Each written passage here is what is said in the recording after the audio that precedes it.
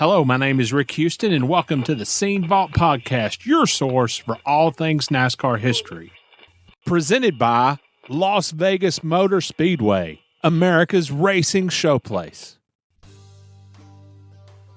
I think there was 12 days off in 16 months when I first started there. 12 days. I remember all 12 of them.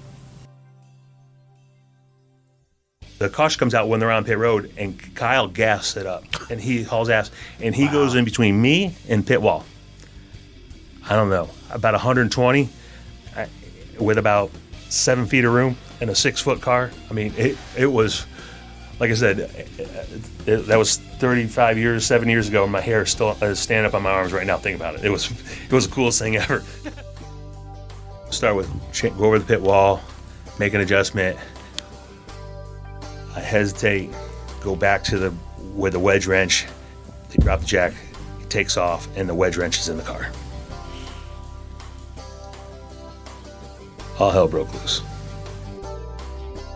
The day NASCAR and all of us associated in any way with NASCAR forget its past, that's the day we don't have any future.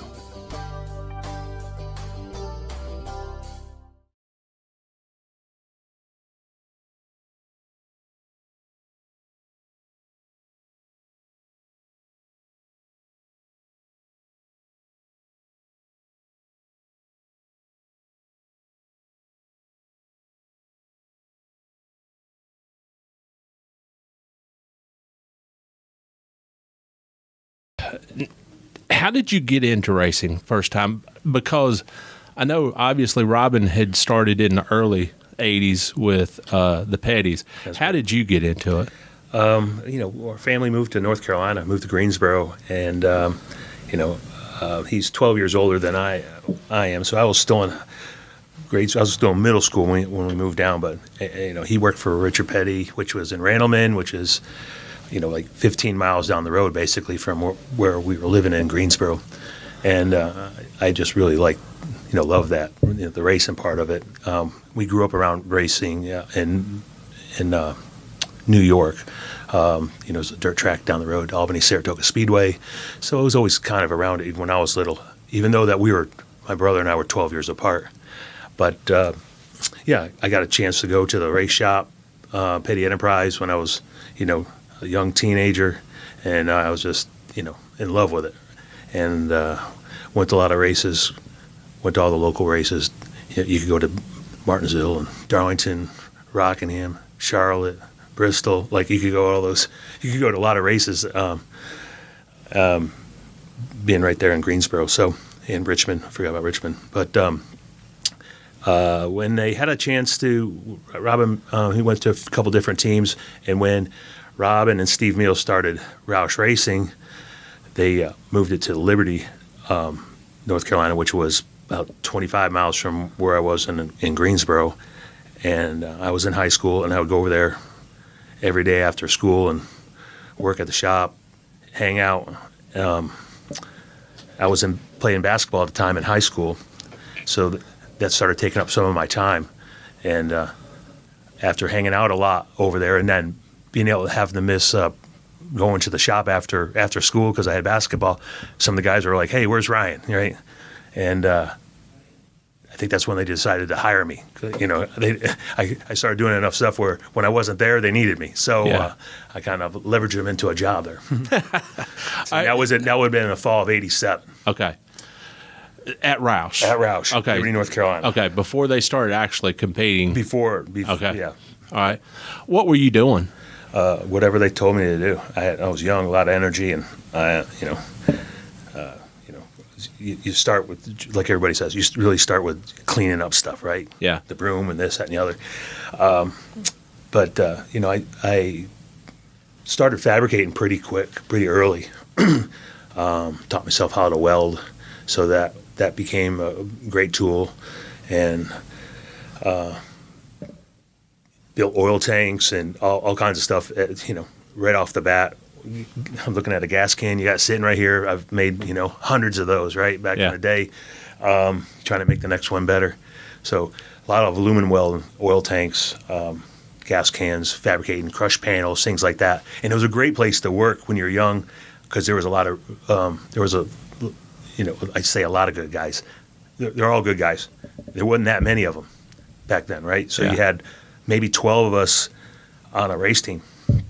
You're talking about painting the car, building the car, going to the racetrack. There was only 12 of us that were doing it total. So, you got a chance to do a lot of different things. And I started traveling with the team and doing tires on the road. And that was probably my main job. What people would notice the most, back then at the racetrack. That was in the days of Goodyear, Hoosier. There was a lot of tires going around. So that was an extremely big job back then. And they're by supply, so you're measuring all the time. But started there and worked there for a couple of years. Then went to Yates, went to Sabco Racing, and then got my first crew chief job in '95 with Larry Pearson, and did that. Then started MB2 Motorsports. Oh, we'll get to all that. So we'll get to all that. I don't get ahead of myself. I'm just rambling here. You asked me something out. All right. So, what was it like having your older brother, not only as your older brother, but as your boss? Yeah. There's a lot of good things with that. One was he's really good, and you had that to lean on. I equally respected Steve Meal at the time. Yeah. Both those guys were running that team, and they both had their different strengths, and so I used both of those guys to be better. But working for your brother puts a lot of extra pressure. You couldn't do anything wrong. Although if somebody else made a mistake, he made a mistake. If I made a mistake, it was because I was the crew chief's brother, right? So I had to. That helped me be really conscious of doing a great job, because I couldn't afford to let anybody think that I was there because of that, if that makes sense. Did anybody ever, in a moment of frustration, say that? Or did you ever sense that? Or was that self-inflicted pressure? That was self-inflicted pressure. I think I worked really hard, really fast, had a lot of energy. I'm 18 years old. Yeah. I had more energy than anybody. So, I think that carried me through, being a guy, like, I was ready to help at any time. I just love learning, love doing things. So, I think I was a friend to a lot of those guys because I could help them. Yeah. From what I understand from both Steve and Robin, they've both been on the podcast, the going was a little rough at first. I know that at the very beginning in 1987, you guys kind of went into it expecting to do a limited schedule. And then at the media tour or whatever, Jack stood up and announced that you guys were going to run the full schedule. Do you remember anything about that? And No. Do you not? No, I mean, like I said, I was still in school, high school, deciding on whether I'm going to college. Right, that was the plan up until the last minute, and I went and I showed back up at the shop. I showed back up at Darlington for the tire test. Believe it or not, like my brother and Steve were like, "Hey, I thought you were going to school," and I was like, I'm here with you guys. And they're like, "You sure that's the right decision?" I'm like, "Yeah, I'm in." Have you asked Mom? Yeah. What was Mom and Daddy's reaction? They didn't care. I don't think they cared. I think they knew I was doing what I wanted to do. So, but yeah, no, it was good times. All right. So to get back to you, I don't remember. It was such a blur. I don't remember those particulars of what Jack or whatever. I mean, at that time, I don't even know if I've ever even met Jack.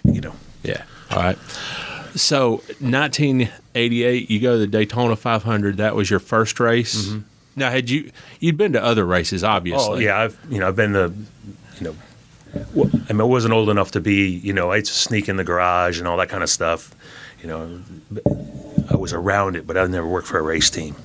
All right. When you were So Daytona '88 was your first race, Yeah. basically, as the Yeah, I was 18 years old. Okay, Yeah, all right. I had signed waivers to be able to get in the garage and all that stuff. So 1988, Mark, and you guys, you're not able to break into victory lane. No. How much pressure was that? Or again, were you 18 and I'm 18. I don't know. I don't know care. The difference. I mean, I know we're going at it wide open, as hard as you can. Obviously, I'm a kid. Yeah. Really, I'm 18 years old. Doing whatever they tell me to do, going wherever they tell me to go, and I'm in. So you could sense that there's a lot of pressure, but there was enough upsides everywhere that you felt right. We were going places and running well and having good days and running up front. So it's not like, hey, it's not there. You could sense that it was there, that it's at any moment it's going to happen. Tell me a good Mark Martin story from back in that time frame.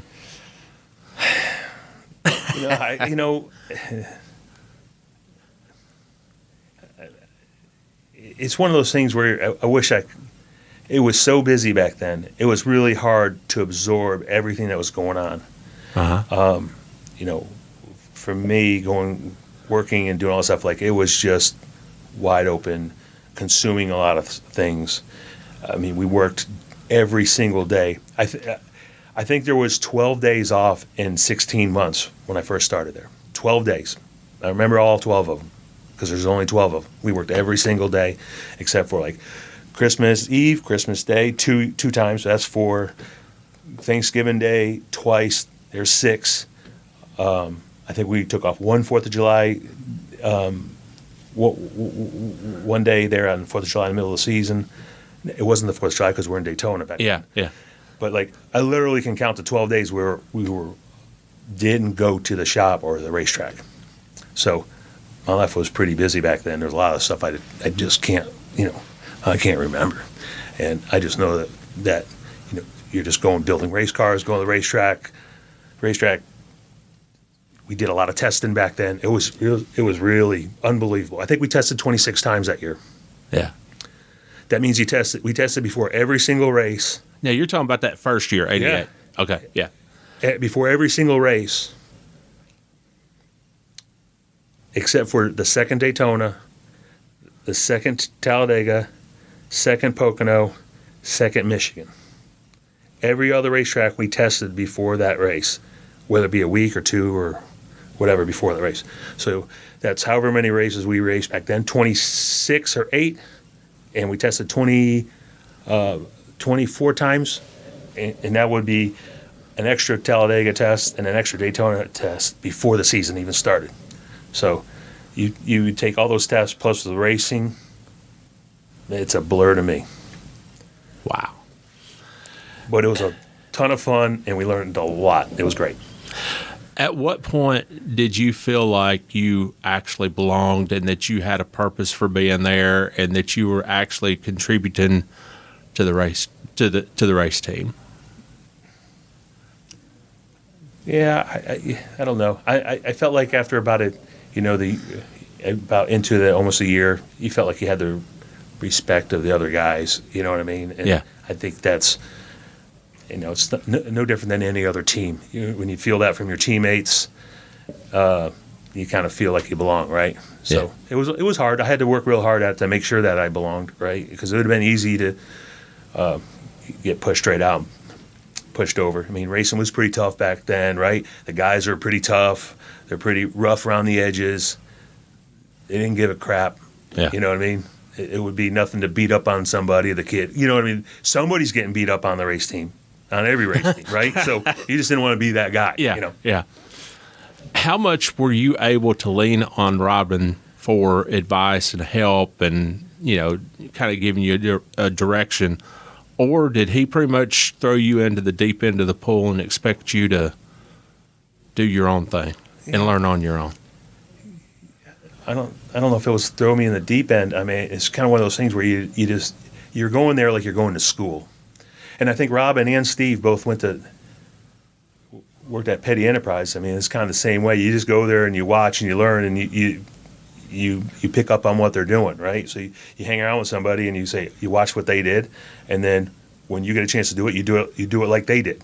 You know what I mean? Yeah. And try to do it better. Yeah. And so once you start doing that, you start earning the respect, and then it's no different than any other job. Like you see somebody doing this job really well, you go, man, maybe he can take on this, or maybe he can take on that, right? No different than picking up a welder, and all of a sudden he's like, oh, he can. Oh, man, we'll let him weld up the oil tanks. You know what I mean?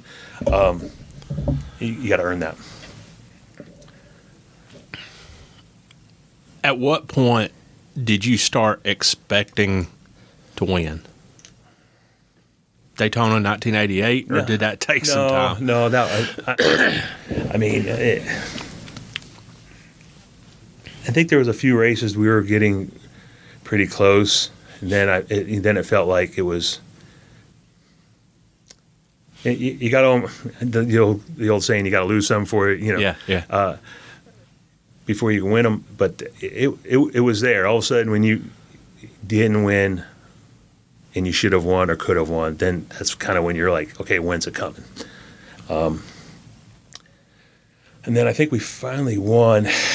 We've been doing a lot of tire tests, and Goodyear was switching into bringing out the radial tire. And I think we won. Rockany, I think, was our first win, if I'm not mistaken. And, Fall in 89. Yeah. Is that right? Yeah. Yes. All of these times run together. Fall 89. Finally won that race. I remember being super cold and what do you remember about the race in particular? Anything? No, it was really hard back then to, I was a tire guy. It was everything you could do to keep up with all that stuff back then. And to do it at Rockingham. Yeah, I mean, Yeah. it's loud. You're running through. You're pitting a lot. You're hitting a lot of tires ready. You're busy. Like you don't have time to even watch the race. You organize tires. You're sizing them up. You're pairing them up. You know what I mean? Now, were you actually going over the wall at that point? Yes. Okay. Yeah. So what were you doing? I was carrying tires. Okay. My first job was they gave me the pit sign. First time I went over pit wall was probably the second race. That's at Atlanta, and they let me hold the pit sign. And that was before they had them on poles, so you were out there on pit. Oh yeah, I got the hair standing up on my arms right now. Just think about it. I'll tell you a quick story. You hold the sign was like, it looks like a for sale sign in your front yard. Yeah. It's got two pegs in it. Yeah. And you hold it from the bottom. You hold it above your head. So it's just like a for sale sign in your front yard. Yeah. And you wave it to the guy. So you're holding it directly above your head. Now everybody's doing this, right? So in order for the driver to see you got to be a little further out than the guy in front of you going down pit road, right? And then he's got to get further. So next thing you know, you're out damn near in the middle of pit road. And we were coming up pit road, and I can't remember. The caution comes out, and Kyle Petty's on pit road, and he is hauling, but no pit road speed back then, right? And I'm kind of looking for Mark. I'm edging out there. Well, the caution comes out when they're on pit road, and Kyle gasses it up, and he hauls ass, and he goes in between me and pit wall. I don't know, about 120, with about 7 feet of room in a 6-foot car. I mean, it was, like I said, that was 7 years ago, and my hair is still standing up on my arms right now. Think about it. It was the coolest thing ever, right? And I remember feeling the wind blow, like it just about blew me over, and I was like, holy shit. And that was pitting the cars with no pit road speed. That was crazy. Oh yeah, and you could jack a car up without a jack. Your adrenaline is so high back then. Yeah, because it's so violent. Wow. I don't know where we're going with that, but that it led me to that. Yeah. But anyway, so you're just busy back then. You're working off a lot. You don't have the same amount of people that you have now. You're talking about like 6 guys that are really doing everything on a pit stop, and you had a couple volunteer guys come in. So it was really hard to watch and see what was going on there with during that race in Rockingham. Afterward, what did it mean to win?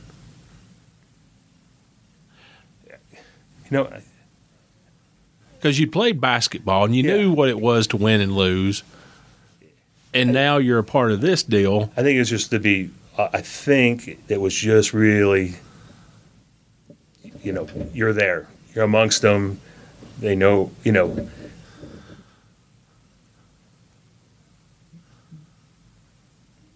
you're in the column of the ones that you got to beat every week, right? Mm-hmm. That used to be the thing. You go to the scoreboard and there'd only be one scoreboard really. You have to go see who's doing what, and there's a few people that you had to beat, right? You had to beat Earnhardt. You had to beat Rusty. Yeah. You know what I mean? Like you wanted to be. You wanted to be one of those 5 guys that when you said, "Hey, who are you up against?" You're one of those guys every time. So I felt like. Yeah, I felt like that was like, hey, we're here, and then it's for real. All right. Could you sit up a little? Yeah, sure. Yeah, okay. All right. I'm sorry. Just pick you up absolutely. on the mic a little bit. All right. So you won that first race, fall of '89, mm-hmm. and then spring of '90, you go to Richmond. Yep, the infamous Richmond race. Tell me everything you can remember. Well, from Steve talked about Jack at Daytona the week before overseeing inspection and all that, and yeah, that was really not my business. You know what I mean? I wasn't. I mean, you're not in those conversations. I know those conversations were going on. Yeah. I remember. My version of it might not be exactly the same as Steve's. Yeah. My version is not quite the same of how it was, that, hey, just go put it on. We'll worry about it later. Versus, somebody did something we weren't supposed to be doing. Well, what's your version? Well, the reality is, I'm going to put my crew chief, my experienced hat on now. We didn't do a good job before we got there. Right. Now, I'm still 10, 15, whatever races into it. I'm just a kid. But now I'm looking at it. It wasn't prepared well going into that. And that's on the motor side. That's on Jack Roush's side. Like that's Now, are you saying it wasn't it was a mistake, or it wasn't hidden well enough? Well, it didn't have to happen. Okay. Like the rule says, you can have it welded on. You just can't have it bolted on. A 2-inch spacer, right? Mm-hmm. And it was what, 2 1/4? Yeah. Right. It's a 1/4 inch, I think. Well, we'll just call it. It was bigger than it was supposed to be. But it's irrelevant to what it was. Like it's the height of the carburetor over the manifold. That's what's important. That's why you do it. You add as much height there as you can. But the manifold wasn't built properly. Otherwise, you wouldn't have needed to add the 2 inches. Mistaken, right? Yeah. So that's the problem. The problem was before we ever got there. Now, they're not going to say that back then. Jack's definitely not going to say that back then, right? Yeah. He was not wrong about anything for a long time. So, that it's really a BS thing because there's a measurement and you can't be over that measurement and you put a spacer on to get to that maximum height. But they say it can only be a 2-inch bolt on, and it was 2 1/4. Like it has no real impact on what that rule is. Like if you built the thing properly, you wouldn't have needed that, right? Yeah. That spacer. So if you welded it on versus bolted on, it would have been okay. So it was a BS call. It was political, whatever that is back then. With the I don't know who it would have been. Probably Childress. Somebody didn't like it and made a big scene out of pretty much nothing, and then we end up losing the race, or losing the championship. But that was a great race, right?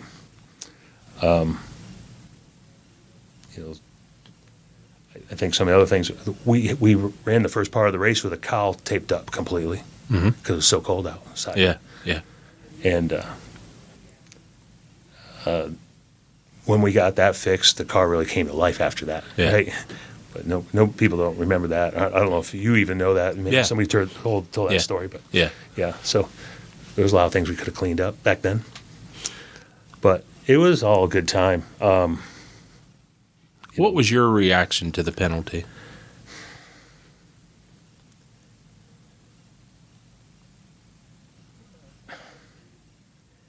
I really didn't understand how important that was going to be at that time. Mm-hmm. Right? I mean, it wasn't for me to worry about. I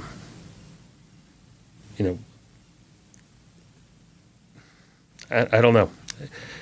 I mean, obviously, nobody liked it, right? It was kind of upsetting, but I thought we were going to just keep rolling, and it wouldn't have mattered back then, right? But it matters, and but it wasn't my spot. It wasn't up to me. Yeah. My job is just to do what I'm supposed to do and do a good job and not worry about that. Mm-hmm. And that's what I did. How disappointing was it to lose that championship?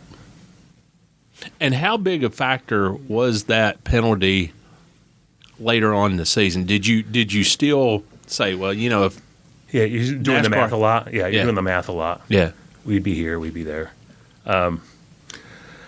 But like I said, I think we just, from in my mind, it wasn't for me to be worried about that. I want to be focused on doing the best job that I can for the guys. And, it was disappointing, without a doubt. But, it's more disappointing now than it was then. If that makes sense. Oh, yeah. Makes perfect sense. I was just a kid back then, okay, we didn't win that one, we'll go win the next one. Yeah. So, it's more disappointing now than it was then, I'd say. Okay, so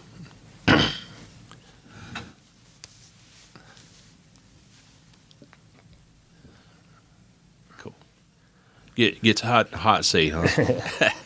All these tough questions. So, 1990 happens. You start 1991, and you go to Atlanta, and all hell breaks loose on a pit stop. Uh-huh.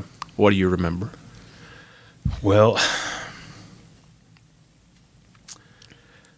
like I said, I was doing a lot of stuff back then. I was carrying tires, doing tires.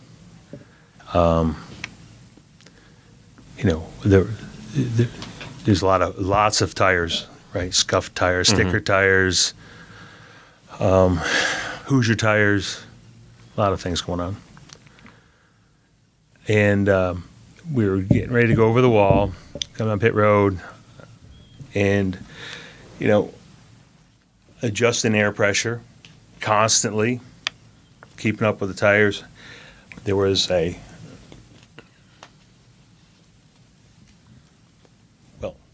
we'll start with go over the pit wall, make an adjustment. I hesitate, go back to where the wedge wrench, they drop the jack, it takes off, and the wedge wrench is in the car. All hell broke loose. Now, what was your reaction when you saw that car taken out of the pits? And I was sick. Absolutely sick. And things that people don't remember, and we've never even talked about it, because it's a bad deal. It happened. But think people could have done a better job. They changed the call from one round to 2 rounds. And right as I was going across pit wall, I'm carrying tires, carrying the wedge wrench in my mouth.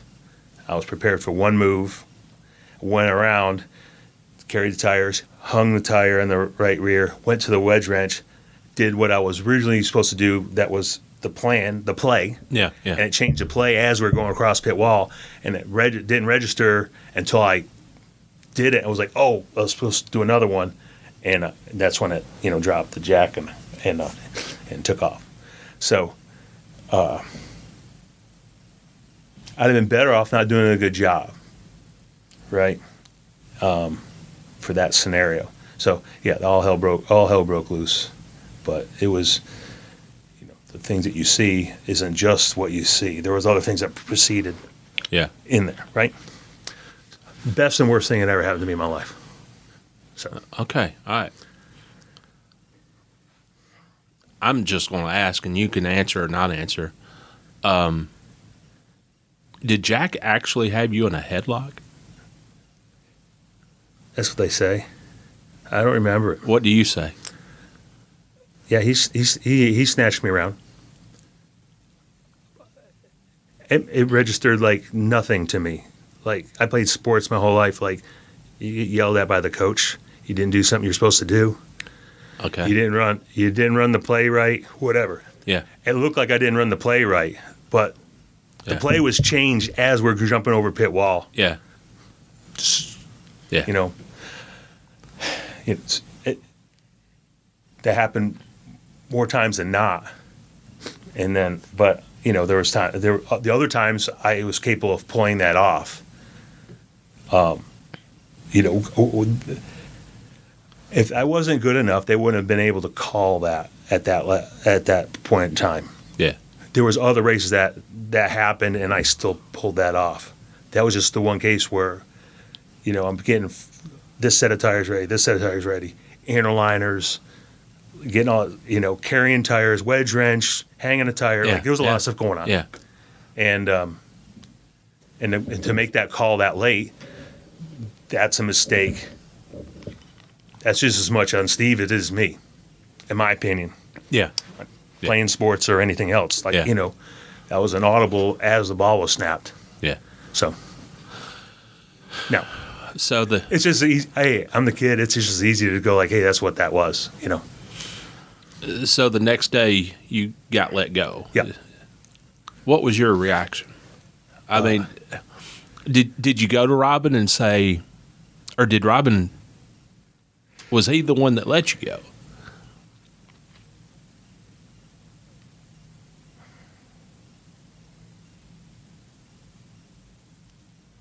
I think it was Steve.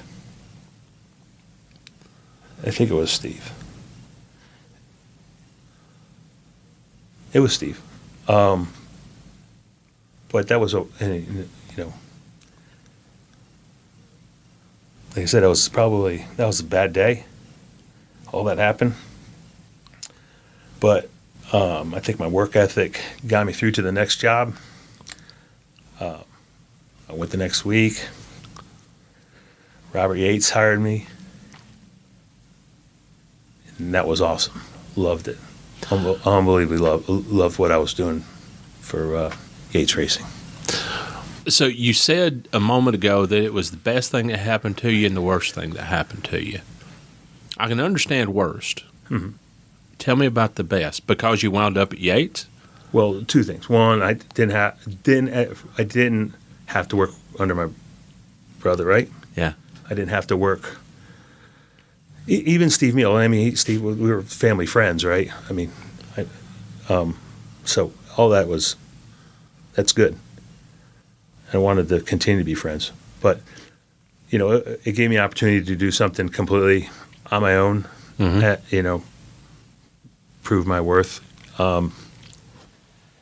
And going to Yates was a great opportunity to. It was just a great opportunity to do something different. And sometimes you don't really know. Like, I only worked for Yates for Roush for a couple of years. I didn't really know the scope of what I knew and what I have learned. Okay, I didn't know what the volume of that was because I had nothing to judge it against. Yeah. When I got to Yates, I realized all the things that I could do and do well, and I think that's what that propelled me to do even more. I was scared when I got there because I didn't know if I was going to be good enough, and I think I quickly proved that I was. When did you go to Roberts? Immediately? Yeah. Or, okay. Yeah, next week. So you were there basically all of 90, well, most of 91. That's correct. And then 92. Yeah. What was your impression of Larry McReynolds when he came in? Because he wasn't there when you came in. He had just got there. Okay. All right. I think he just started he had just got there. Okay. Yeah. What was your impression of him? Oh, Larry, man, what a detailed guy, hardworking, just super, super dedicated. Almost to a fault, in my opinion, in some ways. But he was a good guy, another person to learn from, and all of them were a good group. I mean, Robert Yates was the most awesome person that I think I've ever been around. So there was a lot of good stuff going on there at the time.